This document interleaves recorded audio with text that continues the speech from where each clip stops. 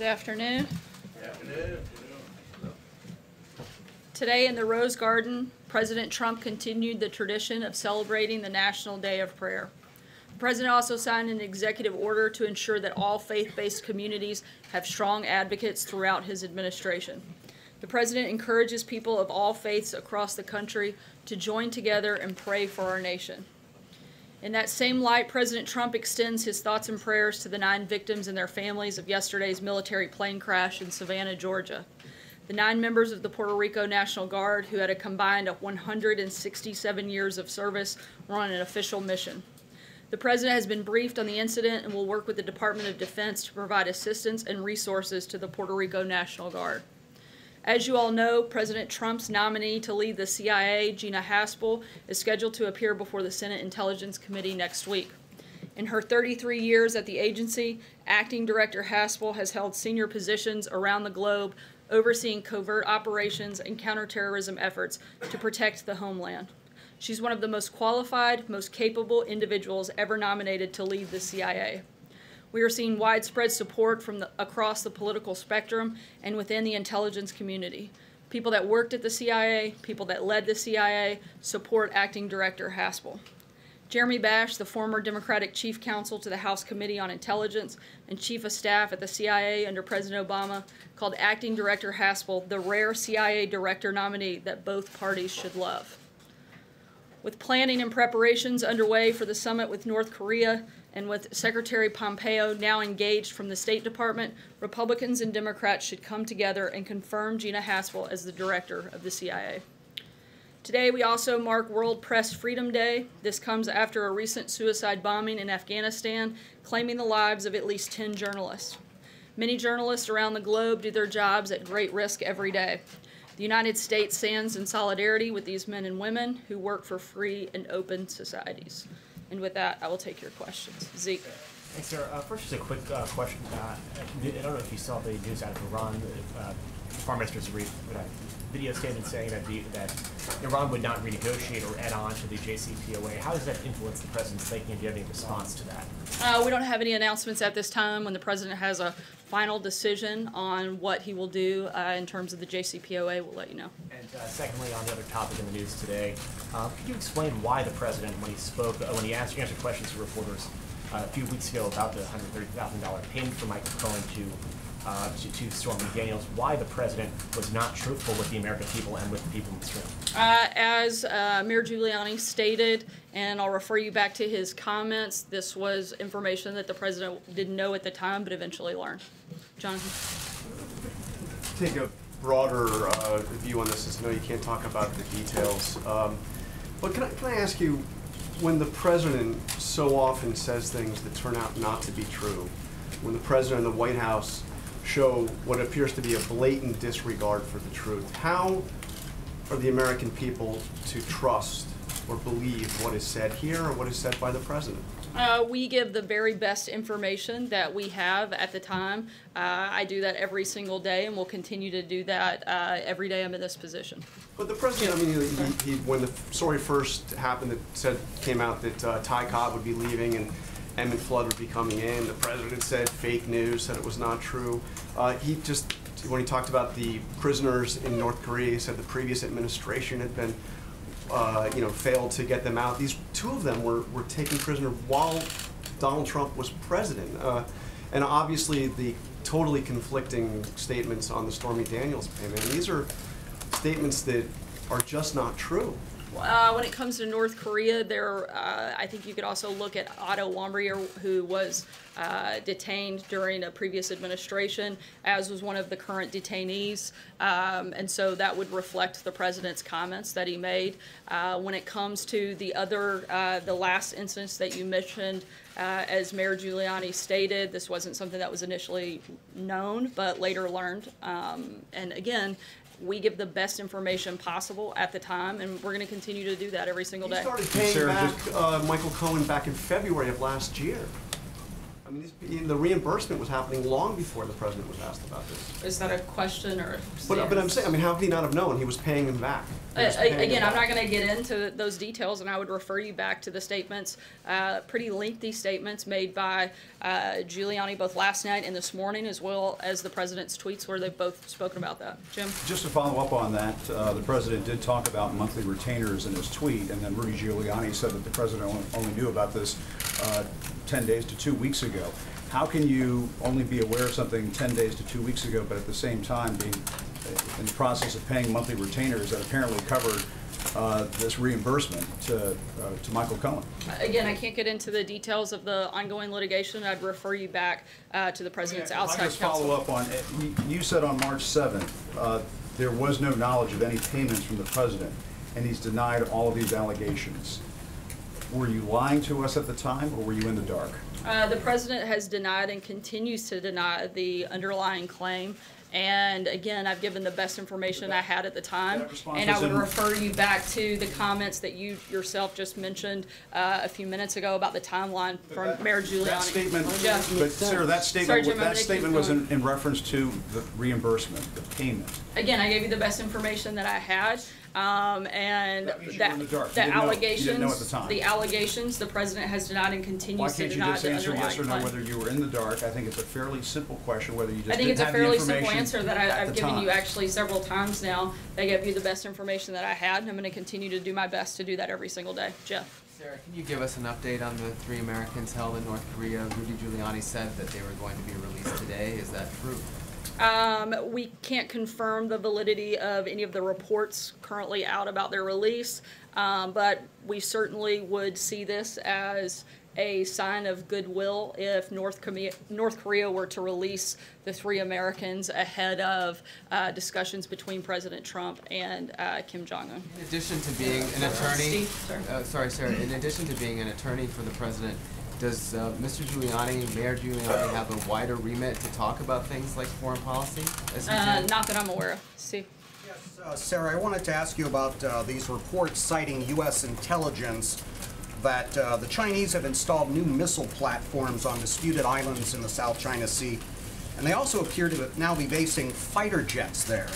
Meanwhile, pilots are being warned that Chinese military personnel are pointing lasers at U.S. military aircraft in Djibouti and Africa, injuring American pilots. Does any of this cross a red line for the president, and how does the administration intend to respond? Yeah, we're well aware of China's militarization of the South China Sea. We've raised concerns directly with the Chinese about this, and there will be near-term and long-term consequences, and we'll certainly keep you up to date. Yeah. John? Thanks a lot, Sarah. Were you caught off guard by Mayor Giuliani's comments on Fox News last night?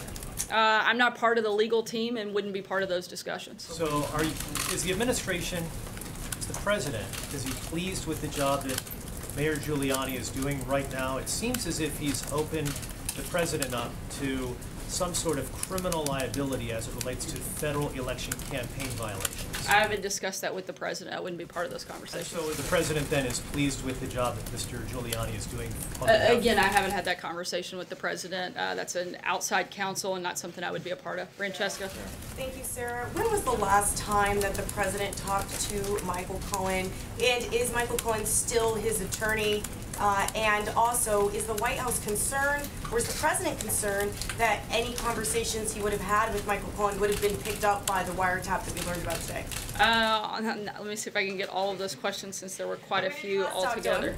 I'm not sure when the last conversation took place. On the second part, I'm not aware of specific places where he's representing the president, and on the last one I would refer you to the president's outside counsel about any concerns of wiretapping. That wouldn't be something that we would clarify. When did you specifically know that the president repaid Mr. Cohen for the $130,000? You personally? The first awareness I had was during the interview last night. Major? Sarah, you said earlier that when you've given answers around this general topic, you gave us the best information you had at the time. Now it appears that your position is you're not going to comment because it's ongoing litigation. Have you been advised not to wade into this to protect yourself from any potential legal exposure by giving either false information or information that proves later not to be able to be withstood in court? No, but I would always advise against giving false information. As a person of human decency, I do my best to give Jonathan's question correct earlier, when information. you say before that you gave the best information you had at the time, And I continue to do that today. but it turns out not to be correct or accurate, are you then trying to limit the liability that you may encounter by not dealing with any of those questions now and pushing it all off because you say it's ongoing litigation? Again, I'm giving the best information I have. Some information I am aware of and some I'm not. When I can answer, I will. But beyond that, I really don't have anything to add. Let me ask you something that the mayor said last night, not related to the questions you've gotten so far. He said, he, meaning the president, fired Comey because Comey would not, among other things, say that he wasn't a target of the investigation. Is that the White House position now, explaining why James Comey was fired? There are a number of reasons that James Comey was fired. The president's named several of them, but the bottom line is he doesn't have to justify his decision. The president has the authority to fire and hire, and I think every single day we've seen that he made the right decision in firing James Comey. Again, I think that there are a number of reasons that he was fired. Certainly, What's the James state of the Comey was time? fired for lying, leaking, and politicizing the FBI. And the president has been, I think, repeatedly, day after day, been proven to be exactly right in his decision to fire James Comey. He also said Sorry, that- Major, I'm he going to said keep that going. this is a completely Shannon, I'm gonna- tainted sorry. investigation. Do you agree with that? Can you, He said it's a completely tainted Sorry. investigation. Do you agree with that? Shannon, go ahead. can you clear up this timeline a bit, back to Jim's question about when exactly did the president learn that the payments were going to Michael Cohen to cover the Stormy Daniels? I would refer you back to Mayor Giuliani's comment, and for anything further, I'd refer In you the to 2 him. weeks. And did the president know that Mr. Giuliani would specifically be talking about these payments on Hannity last night? Was he aware of the time and the method? I don't know, that Mr. that's a Giuliani question was- you'd have to ask the Okay. mayor. Do you know? Thank you very much. A follow-up to Jeff's question. Jay Sekulow and Rudy Giuliani have both commented publicly on the North Korean hostages. Are they involved in any way in efforts to secure their release? Not that I'm aware of. Why are they commenting on this? That's a question you'd have to ask them. I don't speak for people on the outside. Christopher? Sarah, thanks. Is the president concerned that his own Justice Department authorized a wiretap that may have gathered communications between him and his personal attorney, Michael Cohen? Again, I'm not sure of the comments on that report or the claims in that report. That's something that you would have to talk with the Department of Justice and the president's outside Was the president counsel. concerned when he learned the reporting that Michael Cohen's phones were I wiretapped several days before? haven't the talked to him about that, and again, I can't verify the validity of that report. Just at this going point. back to the payments question, how many payments did the president make to Michael Cohen after the election? You'd have to ask the president's outside counsel. So- But Sarah, you're standing there Sorry, speaking Kristen. for the president. Can I just ask you about Rudy Giuliani's comments? Rudy Giuliani said this morning, imagine if that came out on October 15th, 2016, in the middle of the last debate with Hillary Clinton, a reference to the payment. So does the White House now acknowledge that that payment was made with politics in mind? Again, I'm not aware of the back and forth, and I would refer you to the president's outside counsel. Sarah, yesterday the president threatened to get involved in the Justice Department if memos were not turned over in a timely manner to the House Intelligence Committee. What actions is the president considering taking, and what does a timely manner mean to the president? How soon does he want the unredacted version of the special counsel Probably memo? yesterday. But in terms of what he might do, as the president likes to say, we'll see what happens. Olivia? Thank you, Sarah. On the Haspel nomination, would you remind us what the president's position is regarding the potential use of interrogation tactics that meet international definitions of torture? I'm not sure what those two things are you're trying to connect. I know that Acting Director Haspel has done everything appropriate under the law, and she's going to be a great CIA director, and we look forward to her being confirmed. John? Yeah. Thank you, Sarah. Question on Russia. This morning, the Financial Times reported that Alexei Kudrin, a former close associate of President Putin and a strong advocate of warmer relations with the United States, may well be rejoining his government. This raises another question. You've said that the president would have a summit with Mr. Putin sometime in the near future. Can you give us any clues when that'll be? Has anything been determined on a possible Trump-Putin summit? Nothing has been finalized on that front. I think the next big summit, if you will, I'll borrow your word, that the president will engage in will likely be between President Trump and Kim Jong-un. Beyond that, I don't have any updates. There'll be no meetings. It's likely that there's no meetings with President Putin before the Kim-Trump summit. Not that I'm aware of. Certainly nothing is finalized at this point, but certainly the president would still be very much open to sitting down with leader of Russia. Emerald? Thank you, Sarah. Following up on Sagar's question, in regards to those memos and the congressional oversight, Rosenstein is saying this is extortion. What is the White House's response to him calling it extortion? And does the president support the Freedom Caucus's articles of impeachment for Rosenstein? The president would like to see the request of Congress to DOJ met. I haven't had a conversation with him about the articles of impeachment.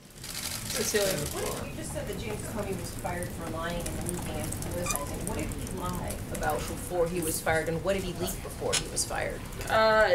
There are a number of allegations. One in which he lied during congressional testimony, and has been continually, I think, had a number of contradictions since then, which I pointed out that the president said he has learned every day since firing Comey that it was the right thing to do, and certainly has been justified in doing so.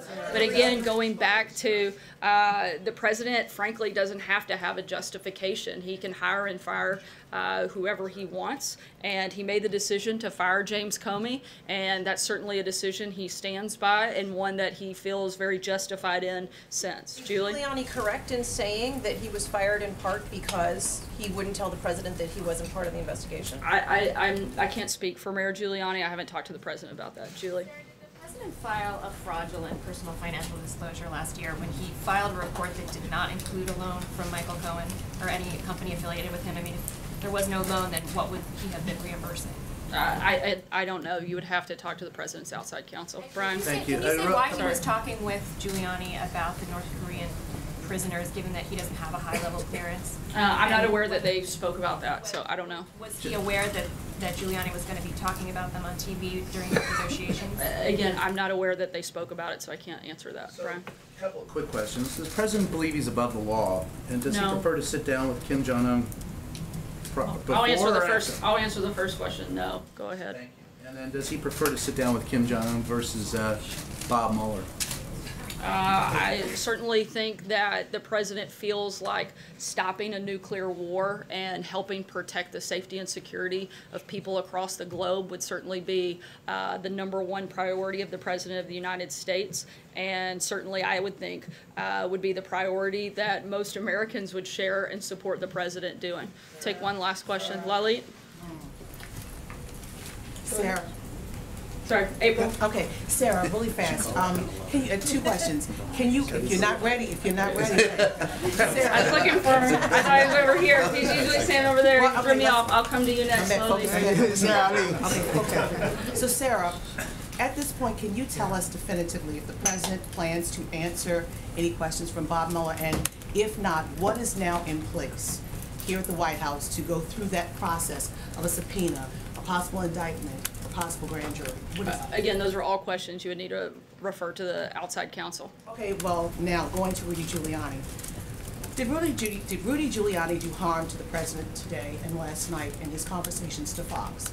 I don't believe so. Sorry, I'm going to take the last question like I promised to do. Why didn't he talk to the White House press office about his impacting stellar statements about what was happening? The White House press office wouldn't coordinate with the president's outside legal team on legal strategy. You said yourself you were blindsided. I actually didn't use that term. Well, I said it, but you were blindsided from what you said. Well, with all due respect, you actually don't know much about me in terms of what I feel and what I don't. 21 years to understand how this operates. All right, I think we're good. Lali, go ahead. Last week there was a meeting between the Indian Prime Minister Narendra Modi and the Chinese President Xi Jinping in China. How does the White House see the meeting between the 2 leaders, India and China, trying to improve the relationship? And did the President had a role in that? We don't have an official policy, but certainly think it's always good when other world leaders are getting along, and certainly when we can cooperate, that's definitely a good thing. We have a great relationship with both countries and hope to continue to do so. Thanks, guys.